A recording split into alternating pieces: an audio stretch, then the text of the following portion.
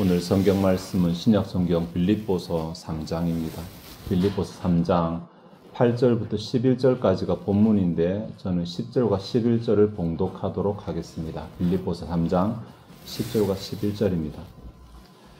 내가 그리스도와 그 부활의 권능과 그 고난의 참여함을 알고자 하여 그의 죽으심을 본받아 어떻게 해서든지 죽은 자 가운데서 부활에 이르려 하노니. 이 부분입니다. 아멘. 오늘은 부활주일이잖아요. 부활주일은 예수님께서 부활하신 날을 기념하는 주일입니다. 3일 동안 십자가에 죽으시고 3일 만에 부활하신 것을 기념하는 그런 날이죠. 부활은 사실 기독교 신앙의 핵심입니다. 오늘 저희가 빌립보서 3장을 읽었지만 성경에서 대표적인 부활장 하면 고린도전서 15장이거든요. 고린도서 15장 14절에서 바울이 이렇게 말하는데, 그리스도께서 만일 다시 살아나지 못하셨다면 우리가 전파하는 것도 헛것이요 또 너희 믿음도 헛것이며. 그러니까 부활이 없다면 믿음은 헛것이라는 말입니다. 내 믿음 속에, 내 신앙 속에 부활이라는 개념이 없다면 이 헛것이라는 단어가 빈 껍데기라는 말이거든요. 겉으로는 있는 것처럼 보이지만 내용은 알맹이는 없는 가라지 같은 믿음이다, 이렇게 말을 하고 있는 것이죠. 아마 우리 가운데 부활이 중요하지 않다고 생각하는 분들은 없을 것입니다. 그런데 가만히 대화해보면 우리가 생각하는 부활이 주로 과거거나 아니면 미래거나 둘 중에 하나의 가능성이 큽니다. 예수님께서 2000년 전에 부활하셨다, 이것을 가지고 부활을 중요하게 생각하거나 마지막 날에 우리도 부활한다, 이것 가지고 또 우리가 부활을 중요하게 생각하는 가능성이 큽니다만은 성경은 부활의 현재성, 즉 우리가 부활한 자로서 부활하기까지 우리가 어떻게 살아가야 되는지 부활의 현재적 의미에 대해서도 굉장히 많이 강조하고 있거든요. 그 가운데 한 본문이 오늘 본문입니다.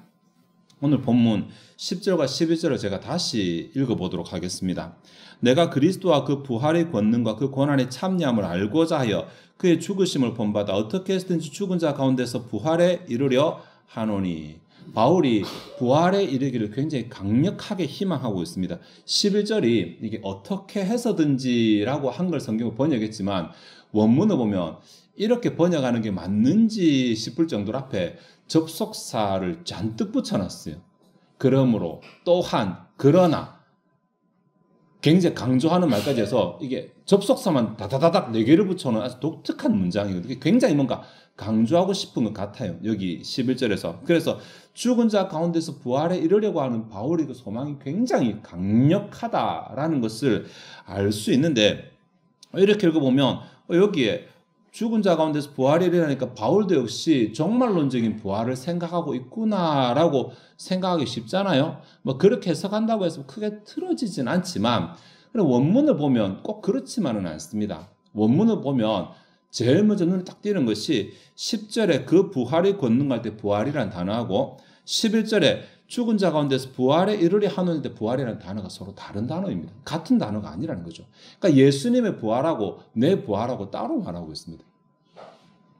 예수님의 부활할 때 그의 부활은 흔히 우리가 이제 성경에서 부활한다고 말하는 그 아나스타시스라는 그 단어거든요. 이 단어는 아나, 위로, 스타시스, 일어선다라고 해서 죽은 자 가운데 일어난다는 말인데 11절에서 바울이 자신의 부활에 대해서 사용하는 단어는 여기에 라고 하는 접두를 또 붙입니다. 엑사나스타시스라고 하는, 제가 원어 말씀드려 죄송합니다.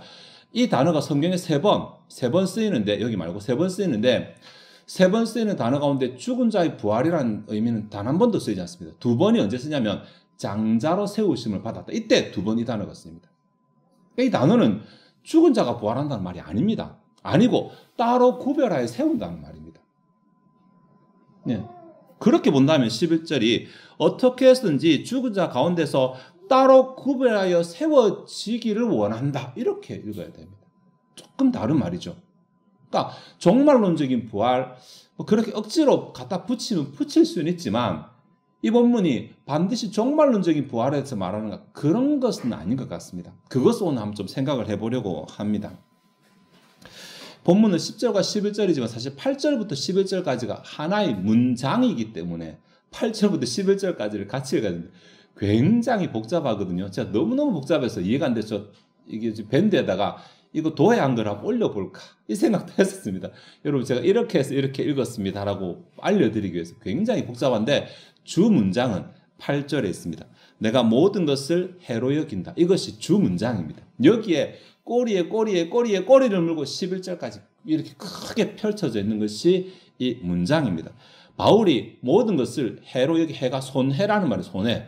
내가 모든 것을 손해라고 생각한다. 이렇게 말하는 거죠. 이것이 주 문장이고 이 주 문장에 따라서 왜 이것이 손해라고 생각하는지 이유 그리고 이렇게 손해라고 생각해서 내가 무엇을 얻고자 하는지 그 목적 그리고 이렇게 손해라고 생각하는 실제로 우리 삶에 어떻게 적용되는지 방법 세 가지로 나눠서 11절까지 기록합니다. 굉장하죠. 이런 것 때문에 원문을 보는 게 아닌가. 원문 보면 재미가 있으니까 그렇게 구분이 된 하나씩 생각을 해보도록 하겠습니다. 먼저 바울이 이 모든 것을 손해라고 여기는 그 이유가 있는데 8절에 내 주 그리스도 예수를 아는 지식이 가장 고상하기 때문이다 라고 말하는데 사실 원문은 이렇지 않거든요. 원문은 그리스도의 지식이 탁월함으로 인해 그리스도의 지식이 뛰어남으로 인해 모든 것은 손해라고 생각한다. 이게 가치관과 관련된 문제입니다. 그러니까 다른 게 가치가 없다라는 말이 아니라 다른 것도 가치가 있습니다. 이 세상의 모든 것이라 말하면 세상에 살아가는 모든 것이죠. 내가 먹는 것, 입는 것, 만나는 것, 자는 것 모든 것이 다 가치인데 근데 예수 그리스도의 지식의 가치 앞에서는 이게 잽이 안 된다는 것입니다. 아무것도 아니라는 것입니다. 그래서 예수 그리스도의 지식을 가질래 다른 것을 가질래 말하면 다른 것을 가지는 것이 손해다. 상대적으로 손해다. 마치 여러분들 비싼 뷔페 갔는데 애들은 떡볶이만 먹잖아요. 그러면 뭐라면 그거 먹지 말고 왜? 먹는데 왜? 배 채우는데 왜? 그게 아니잖아요. 네. 어느 것이 더 이득인지를 따지니까 그런데 바울이 지금 딱 그 관점에서 말하는 것입니다. 그게 가치 없다는 게 아니야. 사람 만나는 것도 밥을 먹는 것도 직장에 다니는 가치 없다는 게 아닌데 예수 그리스도의 지식에 비하면 이것은 아무것도 아니다. 내 손에 예수 그리스도의 지식을 가지고 있는데 이것을 놓고 다른 것을 가지는 사람은 손해보는 사람이다. 이렇게 말하고 있는 것입니다. 이 말의 의미가 이제 뒤에 조금 더 설명되게 되는데 이것은 목적과 관련해서 다시 한번 설명하겠습니다. 8절 마지막 부분하고 9절이 사실은 원문상으로는 같은 계열이거든요. 접속사 연결되어 있으니까 제가 읽어보면 그리스도를 얻고 그 안에서 발견되려 함이니 내가 가진 의는 율법에서 난 것이 아니요 오직 그리스도를 믿음으로 말미암은 것이니 곧 믿음으로 하나님께로부터 난 의라. 한글로 이렇게 해석해놨지만 이렇게 해석하기도 버거울 정도로 복잡합니다. 핵심은 그리스도를 얻고 그 안에서 발견되는 것입니다. 그리스도를 얻고 그 안에서 발견되는 게 그 안에서 발견되는 것이 뭐냐고 그러면 내가 가진 그 그리스도를 믿음으로 말미암는 것, 율법이 아니라 믿음으로 말미암는 것, 이것이 뒤에 이제 부연 따라 있는 것이거든요.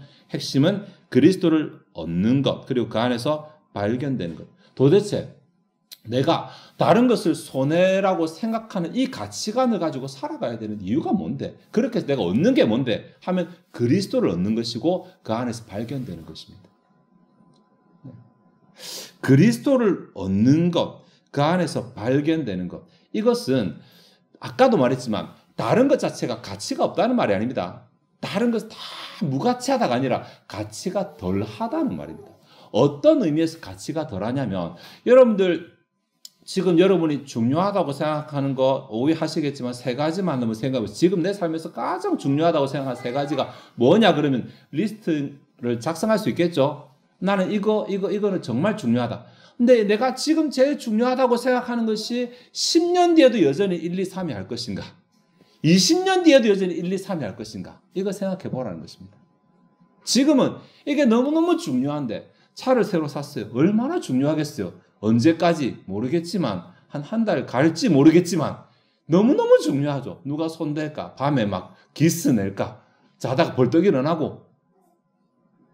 근데 과연 10년 뒤에도 그 차가 내 눈에 그렇게 보일 것인가? 20년 뒤에도 내게 있겠습니까만은 있다면 그 차가 내 눈에 그렇게 보일 것인가? 누가 좀 안 박아주나? 돈 좀 벌어보자. 이런 생각할 가치관이 바뀔 수 있다. 지금은 내가 너무나 중요하다 생각하는데 시간이 지나면 그 가치관이 바뀔 수 있는 그 가치관을 내가 붙잡고 있을 수 있다는 것입니다. 마치 어린애들이 장난감 손에 탁 쥐고 있잖아요. 그게 뭐라고? 예. 더 좋은 거 줘도 손 안 놓잖아요. 중요하니까 이런 어리석은 어린 모습이 우리에게도 있지 않는가라는 것입니다. 우리에게도. 그에 반해서 예수 그리스도의 가치관은 내가 이 땅에서도 그렇고 내세에서도 그렇고 우리의 운명을, 존재를 바꿀 수 있는 가치관이거든요. 우리 운명을, 우리 삶의 질을 바꿀 수 있는 가치관이거든요. 변하지 않는 가치관입니다. 그러니까 오늘 중요하지만 내일은 중요하지 않을 수 있는 가치관하고 오늘이나 내일이나 여전히 변함없이 중요한 가치관하고 어느 것이 더 중요하겠는가? 어느 것을 가지는 것이 더 제대로 가지고 살아가는 것이겠는가를 말하는 것입니다. 네, 다른 것을 다 버리라는 것이 아니라 무엇이 더 우선으로 살아갈 것인가? 무엇이 더 중요하다고 두 개가 부딪혔을 때 어느 것을 선택할 것인가? 부딪히지 않는다면 얼마든지 가치관을 추구하며 살아가지만 이 두 가지가 충돌하게 될 때는 무엇을 선택하게 될 것인가? 바울은 거기서 내가 만약에 이 세상에서 중요하다고 생각하는 지금 내 눈에 더 좋아 보이는 걸 선택한다면 결국 나는 손해보는 자이다. 이렇게 생각한다는 것입니다. 바울이 일찍 깨달은 것이겠죠. 그렇죠? 일찍. 그리고 다른 하나가 내가 그렇게 해서 그리스도 안에서 발견되고 싶다라고 말하는데 그게 바울이 다른 것을 손해로 여기는 그러한 또 근본적인 혹은 목적이거든요. 그리스도 안에서 발견되고 싶다. 이게 재밌습니다. 여러분 그리스도 안에 계십니까? 예, 저는 그리스도 안에 있습니다고 말하는데 본문은 내가 그리스도 안에 있다고 말하는 것이 아니라 그리스도 안에서 발견되고자 한다고 말해요. 발견. 수동태거든요. 누가 발견하느냐라고 했을 때 신적 수동태로 하나님이 발견하시는 거죠. 하나님 보셨을 때 네 말이 아니라 네가 그리스도 안에 있다라고 인정하실 만큼 자기가 되고 싶다는 것입니다. 네. 스스로 속이는 자 말고 내가 그리스도 안에 살아간다. 나는 신자라고 스스로 속이는 게 아니라 하나님 보시기에도 내가 얘는 진짜 신자다. 라고 그렇게 발견되고 싶다. 그렇게 발견되려면 그리스도 외에 다른 것은 내가 다른 것을 그리스도보다 더 우선시하는 것은 손해다라고 하는 가치관이 내 안에 있어야 된다는 것입니다. 그런 가치관이 없으면 나는 내가 더 중요하다고 생각하는 쫓아가겠죠. 그리스도 버리고 가겠죠. 오늘은 지금 내가 바빠서 가고 다음 주에 올게요. 얼마든지 이렇게 생각하겠죠. 왜냐하면 내 안에 가치관이 그게 더 중요하니까. 근데 근본적으로 어느 것이 더 중요한지를 따지지는 않는 것입니다. 어느 것이 더 좋거나 어느 것이 더 긴급하거나 이런 것만 가지고 따지니까 중요한 것을 포기하게 되는 것입니다. 하나님 보시기에 내가 찐 그리스도인이다. 하나님 보시기에 내가 찐 그리스도 안에 있다고 발견되기 위해서는 본문같이 다른 것은 그리스도보다 중요하지 않다라고 하는 가치관이 우리 안에 있어요. 중요하지 않다가 아니라 다른 걸 선택하는 것은 사실 손해다. 내게 손해다라고 하는 그런 가치관이 있어야 합니다. 이제 10절과 11절 들어가도록 하겠습니다.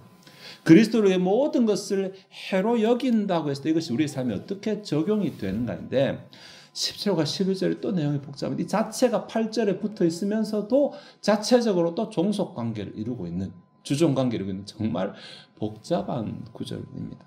크게 세 가지로 나눌 생각할 수 있는데 우선 여기서 바울은 세 가지를 알고 싶어 합니다. 뭘 알고 싶어 하냐면 그리스도를 알고 싶어 하고 10절에 그죠?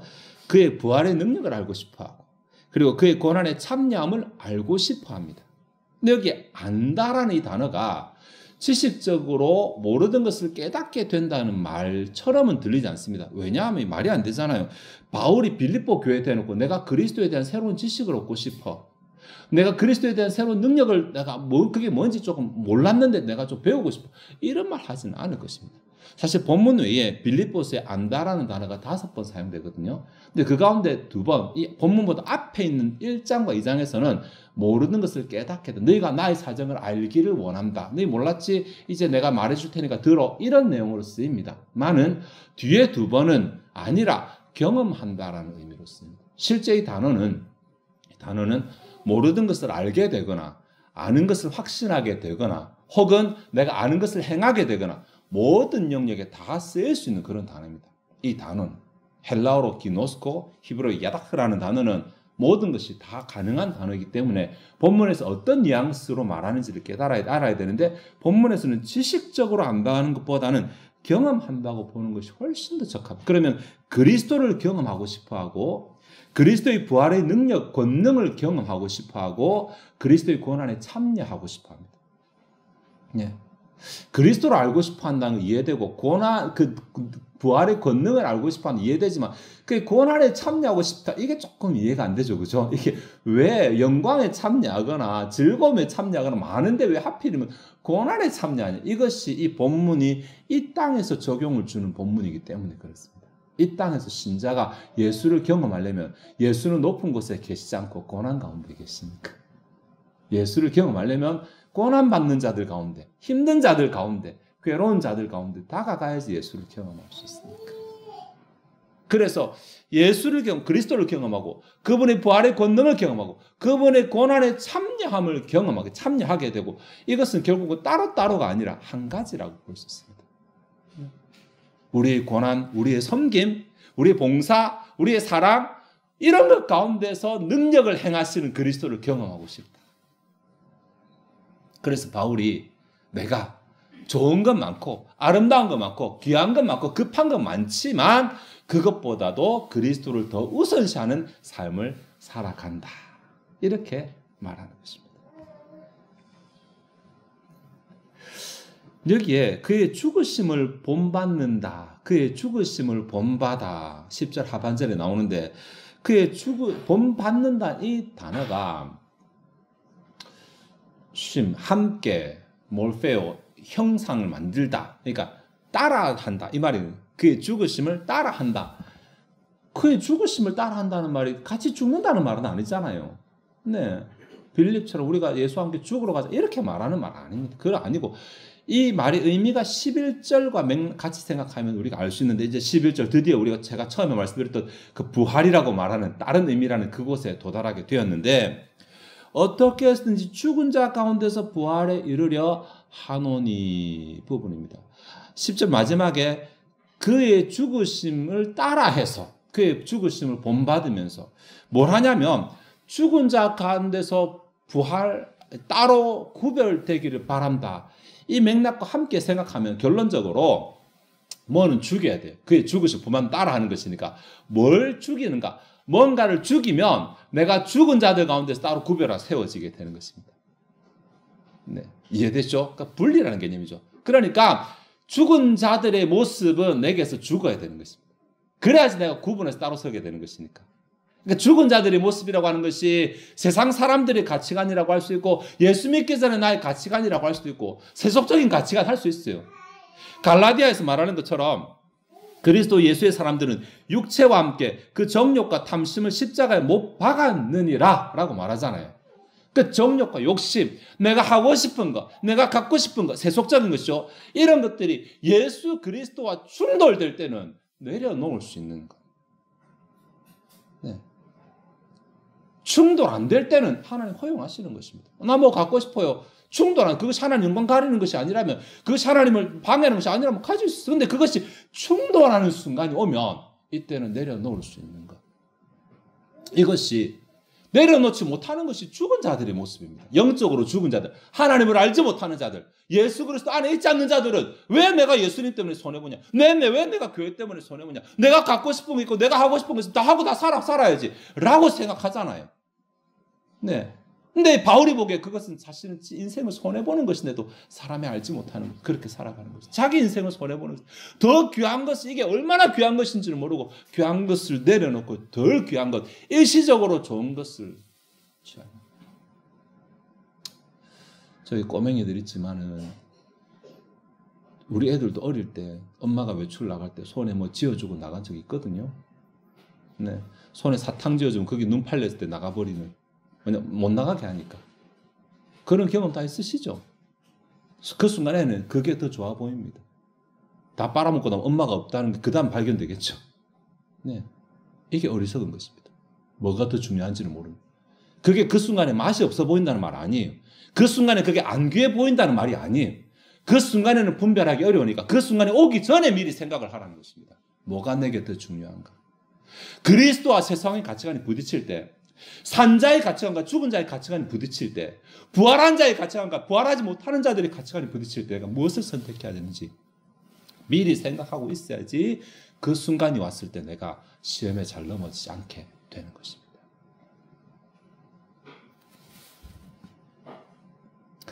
말씀을 좀 정리하도록 하겠습니다. 결국 이 본문은 성화적 관점에서 충분히 살펴볼 수 있는 본문이었어요. 성화적 관점이 뭔데? 내가 그리스도를 경험하기 위해서는 가치관부터 바르게. 그리스도 우위의 가치관. 그리스도 우위의 가치관을 어떻게 해야 되는데, 내가 그리스도를 경험하고자 혹은 그리스도의 능력을 경험하고자 이런 좋은 것만이 아니라 그리스도의 고난에 참여하고자, 기쁜 것, 즐거운 것, 좋은 것이 아니라 내가 섬겨야 될 것, 내가 있어야 될 것, 내가 해야 될 것을 내가 감으로 인해서 그리스도의 고난의 한 조각을 내가 담당함으로 말미암아 그 가운데 역사하시는 그리스도의 권능을 내가 경험하는 것.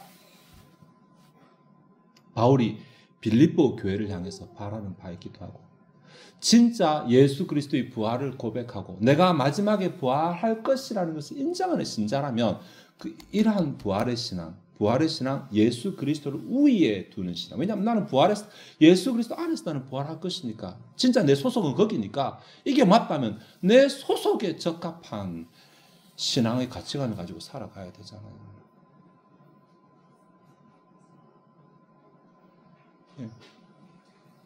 정말 이게 정말 합당하지 못한 일인데 제가 생각이 안 나서 한때 태국이 마약을 좀 합법화한 적이 있었습니다. 이게 국왕이 바뀌면서 지금 또다시 바뀌게 됐는데, 그때 우리가 태국 여행 가는 사람들한테 뭘 했냐면 거기서는 합법이라도 들어오면 불법입니다 라는 안내를 계속했어요. 네, 기록에 남으니까, 모발에 남으니까 하게 되면. 그러니까 본래 우리의 소속이 여기이기 때문에 잠시 들린 그쪽 기준이 아니라 거기서 된다고 무작정 하는 것이 아니라 여기 들어와서 내가 어떻게 될 것이라 생각하면서 거기 살라는 말이잖아요. 이게 천국 백성의 삶이거든요. 우리가 세상 가는 것은 잠시 지나가는 것입니다. 7, 80년 길어 보여도 여러분 지나간 인생을 돌아보세요. 길다 생각한 사람 있습니까? 아, 너무 지겹다 이렇게 생각한 사람 있습니까? 짧다고 생각할 것입니다. 짧습니다. 아직 경험하지 못한 세계에 대해서는 모르니까 우리가 미지의 세계지만 경험한 세계에 대해서 알고 보면 굉장히 짧은 게 인생입니다. 이 짧은 인생, 이것이 내 삶의, 내 영원한 삶의 전부인 것처럼 살아가다가 나중에 정말 손해보게 되니까 이 가치가 말고 나는 부활할 자로서, 예수 그리스도 안에서 부활이 확정된 자로서 내 소속이 어디인지를 알고 그 소속의 기준을 따라 살아가는 것이 지혜롭게 살아가는 삶일 것입니다. 오늘 부활의 아침입니다.